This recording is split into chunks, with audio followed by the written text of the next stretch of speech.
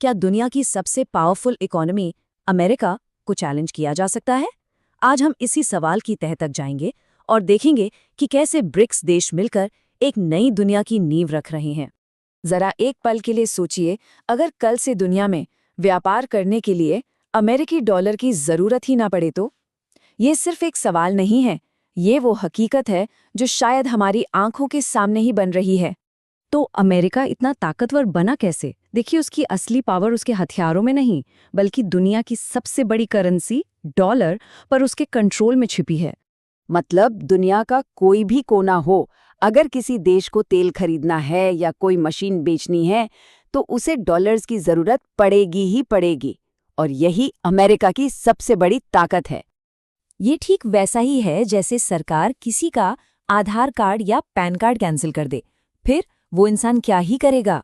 America भी बिल्कुल यही करता है। जो देश उसकी बात नहीं मानता उसे डॉलर सिस्टम से ही बाहर कर देता है और उसका पूरा इंटरनेशनल ट्रेड बस एक झटके में ठप। और हाँ, ये कोई थ्योरी नहीं है। ईरान से लेकर सीरिया तक कई देशों को इस आर्थिक हथियार का सामना करना पड़ा है, सिर्फ इसलिए क्योंकि उन्होंने अमेरिका की पॉलिसी से अलग राय रखी। तो इस पूरे सिस्टम को, इस अमेरिकी दबदबे को चैलेंज कौन कर रहा है? वेल, यहीं पर एंट्री होती है ब्रिक्स की। ब्रिक्स ये सिर्फ एक शब्द नहीं है, ये दुनिया की 5 सबसे तेजी से बढ़ती इकोनॉमीज का एक ग्रुप है। ब्राजील, रशिया, इंडिया, चाइना और साउथ अफ्रीका। हाँ, इन देशों के अपने अपने मतभेद जरूर हैं, लेकिन डॉलर पर अपनी निर्भरता कम करने के मुद्दे पर ये सब एक साथ हैं। कहानी शुरू होती है 2009 में।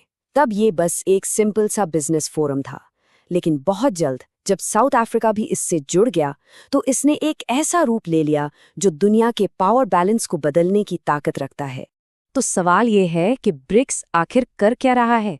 चलिए देखते हैं कि कैसे ये ग्रुप डॉलर के इस किले को तोड़ने के लिए एक पूरी नई फाइनेंशियल दुनिया बना रहा है। जरा इस चार्ट पर नजर डालिए।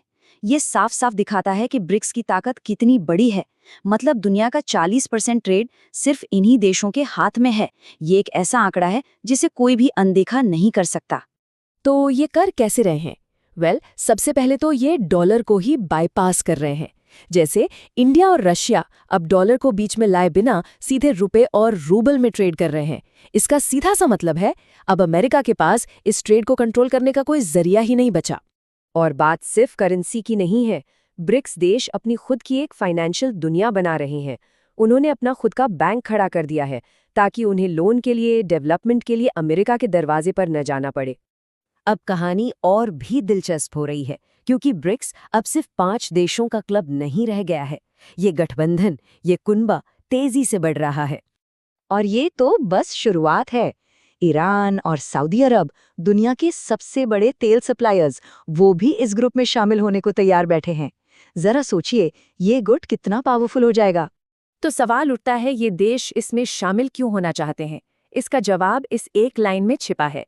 ईरान जैसे देशों के लिए ये सिर्फ एक आर्थिक फैसला नहीं, बल्कि अपनी आज़ादी और सम्मान को बचाने का एक जरिया है। तो आखिर ये सब जा कहाँ रहा है? देखिए, ब्रिक्स का जो अल्टीमेट गोल है वो सिर्फ एक ऑल्टरनेटिव बनाना नहीं है, बल्कि ग्लोबल इकोनॉमी के जो नियम हैं उन्हें हमेशा के लिए बदल देना है। और यही आता है इनका सबसे बड़ा दांव। ब्रिक्स देश एक सिंगल कॉमन करेंसी बनाने पर काम कर रहे हैं। एक ऐसी करेंसी जो सीधा सीधा डॉलर को टक्कर देगी। ये एक ऐसा गेम चेंजिंग मूव हो सकता है जो दुनिया का नक्शा बदल दे। तो इसका असर क्या होगा? याद है वो 40% वाला आंकड़ा? दुनिया का 40% ट्रेड, अगर वो सारा का सारा ट्रेड डॉलर से हटकर इस नई करेंसी में होने लगे, तो सोचिए अमेरिकी इकोनॉमी पर इसका क्या असर पड़ेगा। ये एक जबरदस्त झटका होगा।